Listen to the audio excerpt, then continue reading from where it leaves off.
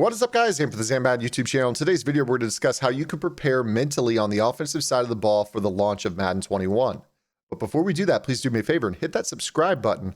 Also, make sure you guys take the time to hit that notification bell so you don't miss any of the uploads coming your way here daily on the Madden YouTube channel. If you guys want to watch me play Madden live, you guys can find me on my Twitch channel, twitch.tv/ZanMadden. The link is in the description below, as is a link to my ebook bundle. If you guys are looking for a way to finish the Madden 20 season strong, still have about a month and a half left, you guys can get my full offensive and defensive ebooks bundled together at my PayHip account. You guys can get those checked out, unlocked, without having to wait for me to go live on the channel. Over 3 hours of content on both sides of the ball. Give you guys a little bit of a different look if you guys have been running the metas.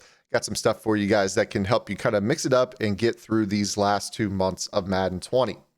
Okay, guys, without further ado, let's talk about how to mentally prepare for Madden 21.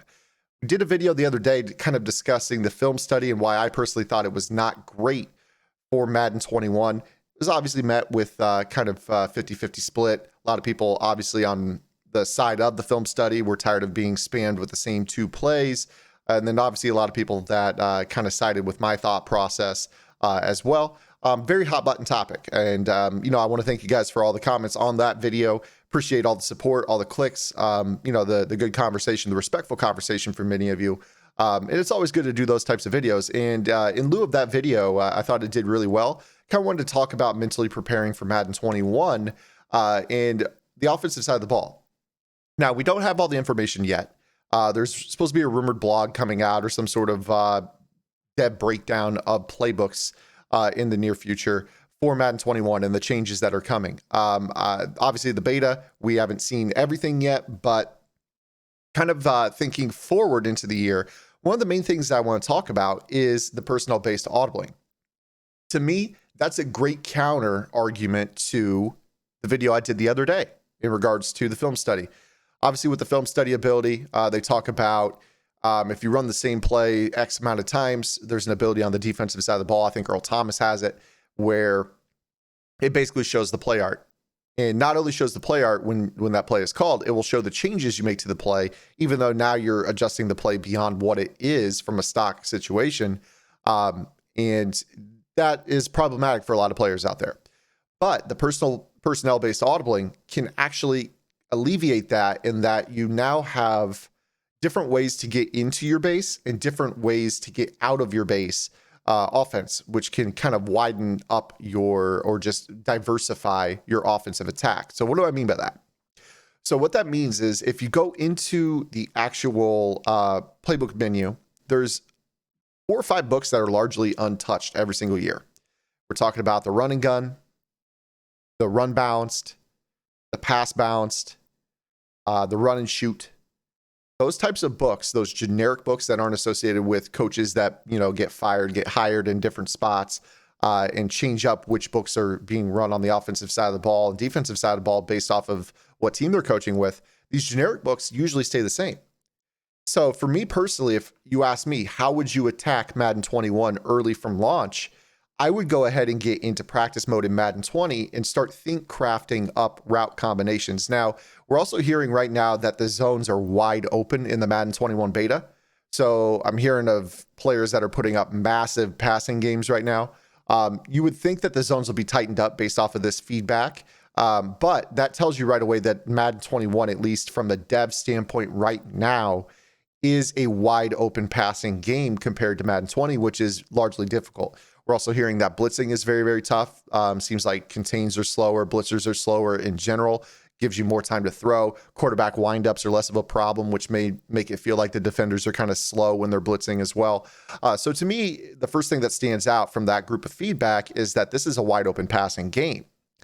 So what I would do if I were you guys is I would go into one of the generic books. For me personally, I think the run and gun is always great because it's got very unique stuff.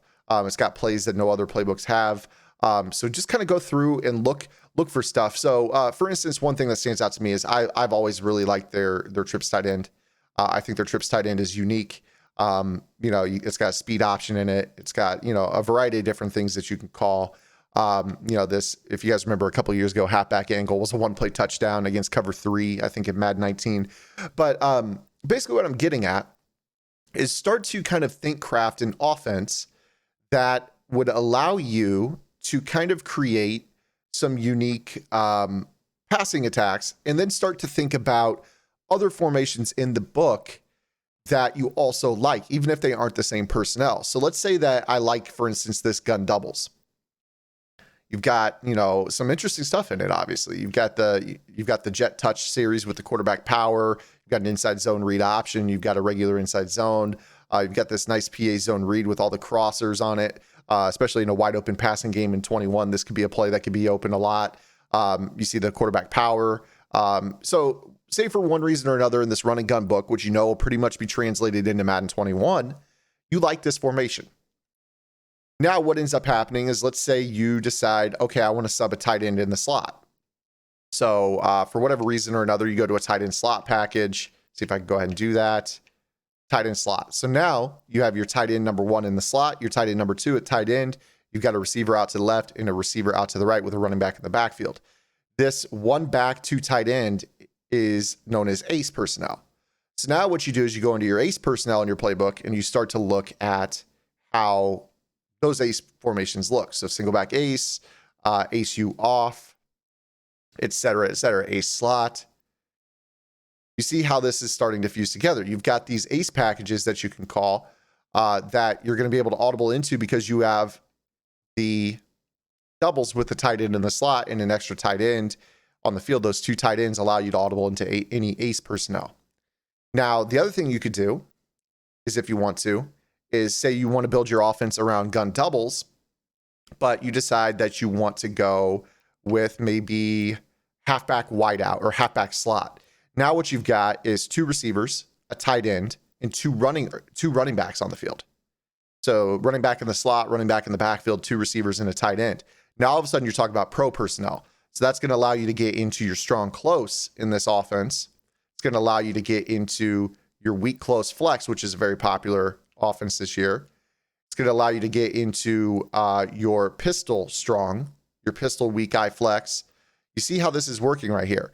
So out of this one formation that you choose as a base, depending on what personnel you put on the field, this is going to allow you to get into the other unique plays in your playbook. So let's say here in the running gun, for instance, I actually really do like this running gun. I think that this is one of the more slept on strong close 2-back offenses in the game. You've got the strong close, you've got the weak close flex, which is a popular, and then obviously you've got pistol strong, which allows you to hit some of these triple option type runs as well, some power option type stuff, and then obviously the weak eye flex as well. There's a lot of unique stuff, and this playbook is largely untouched year after year after year, and that's, to me, that's the value when you're labbing early. I think that rather than looking for coaching playbooks, you always look at the generics, because the generics are the ones that are largely untouched.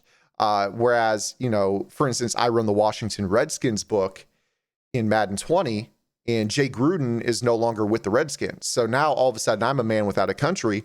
I've got to go find myself a new playbook in Madden 21. Now the rumor is that I think Jay is in Jacksonville. So there might be kind of a little bit of a fusion of the Jacksonville and the Washington offenses. Both are offenses I actually ran in Madden 20. So that could be really beneficial for me personally if they fuse those two together, but that's an uncertainty.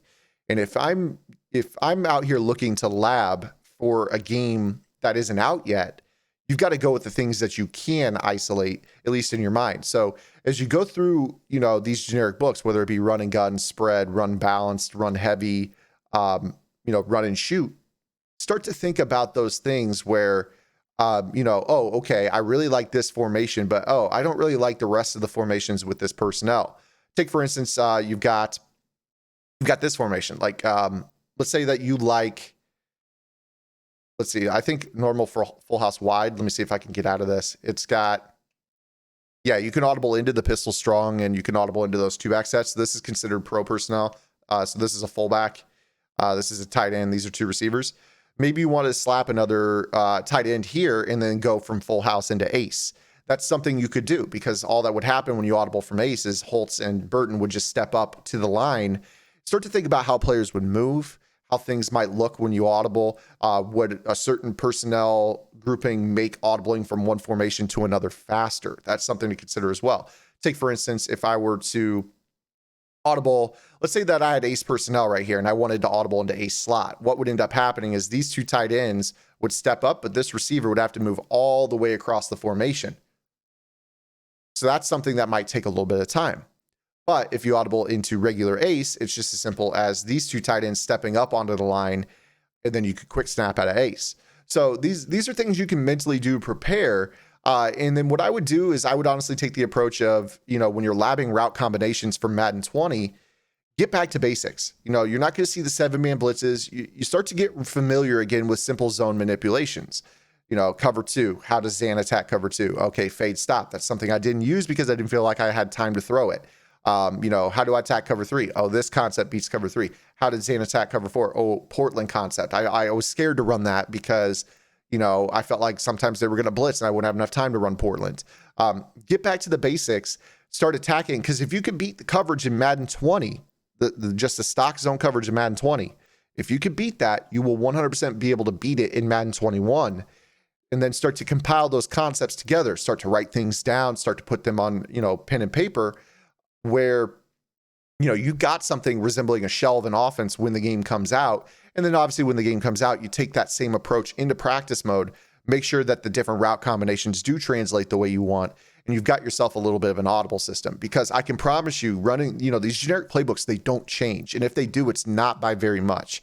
Sometimes they'll add a thing to them. They very rarely remove things from the generic books, whereas you run much more of a risk when you're in the coaching playbooks. Like I said, Washington book, I'm in a spot where I've got to find myself a new playbook.